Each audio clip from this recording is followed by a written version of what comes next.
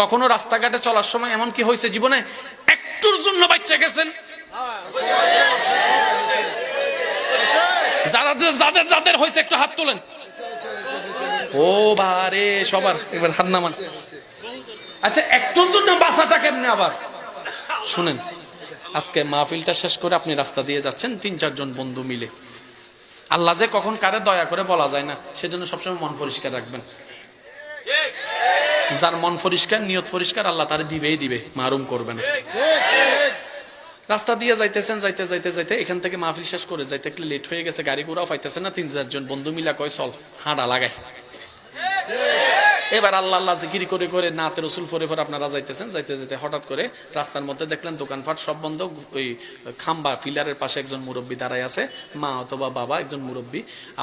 ওনারা দেখে জিজ্ঞেস করলেন, কিও বাবা এখানে দাঁড়ায় রয়েছেন কিন্তু?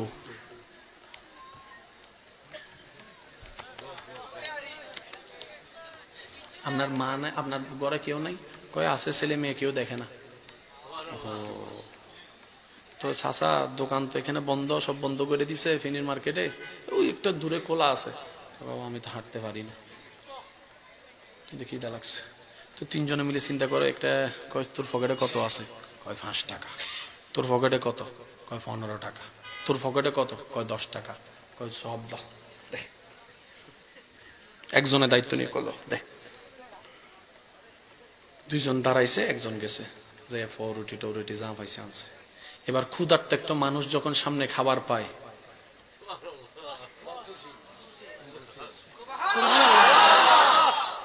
10, 5, 15, 10 কত গেছে?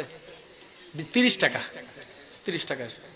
কিন্তু 30 টাকায় যে হাসিটা আসছে, কোটি টাকা দিল আপনি সেই হাসিটা পাবেন না, পাবেন না।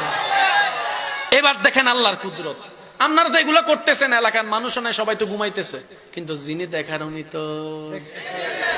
3 জনে টং টং কইরা মুরব্বীরা খাওয়াইয়া ঠাওয়াইয়া কয় যাক একটা বালা কাজ করছি, মনটাও শান্তি লাগতেছে, কয় চল হাঁটা লাগাই আবার। এদিকে আল্লাহ ফেরেস্তারে ডাকতে, এ ফেরেস্তা এদিকে আয়, ভাইয়া মনোযোগ। আল্লাহ পাক বললেন, এ ফেরেস্তা এই 3 জনের ফাইল আনতো, ফাইল আন। এবার ফাইল নিয়ে গেছে, আপনাদের আমাদের 3টা ফাইল। আল্লাহ কয় তার বিপদ আপদ কি আছে চাও তো? আল্লাহ আগামী কিছুদিন পরে ফেনীর বাজারে সে দাঁড়াইবো, মোবাইল ছিপবো, খেয়াল করতো না, রাস্তা পারাইবো, আরেকটা গাড়ি এসে তারা 3 জনের এমন মারা মারবো, আধা মাইল দূরে যাইয়া পড়বো। শেষ পর্যন্ত তাদেরকে নিয়ে সবাই ফেনী সদরে যাইবো। যাওয়ার পরে ডাক্তারে কইব এটা আমাদের পক্ষে সম্ভব নয়। তারপরে নিয়ে যাবো ঢাকায় নিয়ে যাওয়ার পরে 6 মাস রাখবো, রাখার পরে ওরাও কইব সম্ভব নয়। তারপরে নিয়ে যাব ইন্ডিয়ার মধ্যে, জায়গা জমি যা আছে সব বিক্রি করে প্রায় 60 লক্ষ টাকা খরচ করার পরে মোটামুটি তারা হাঁটতে পারবো। এটা লেখা আছে।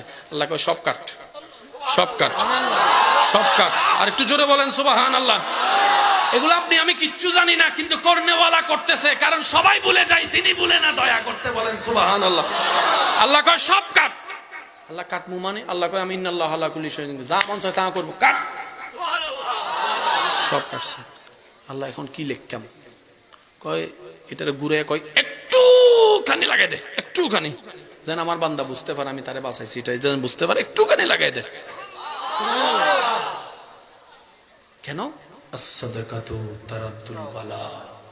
নবী বলছেন যত দিবা আল্লাহর নামে তোমার বলা মুসিবত কাটতে থাকবে।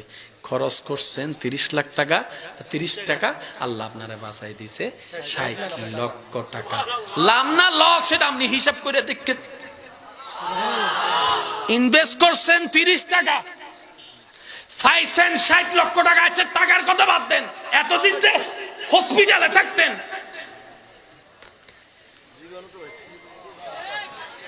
সব আল্লাহ বাঁচাই দিছে 30 টাকায়। তা আপনি কি আল্লাহকে এত সস্তা যে 30 টাকায় খুশি হয়? বিষয়টা আসলে তা নয়। আপনি আল্লাহর বান্দাকে খুশি করেছেন, বান্দা খুশি হওয়াতে আল্লাহ খুশি হয়েছে। আল্লাহ আমাদের সবাইকে নিয়ামত অর্জন করার তৌফিক দান করুন। আজকের মাহফিলে এসে যারা খুশি তারা একবার বলেন মারহাবা, আরো জোরে বলেন মারহাবা।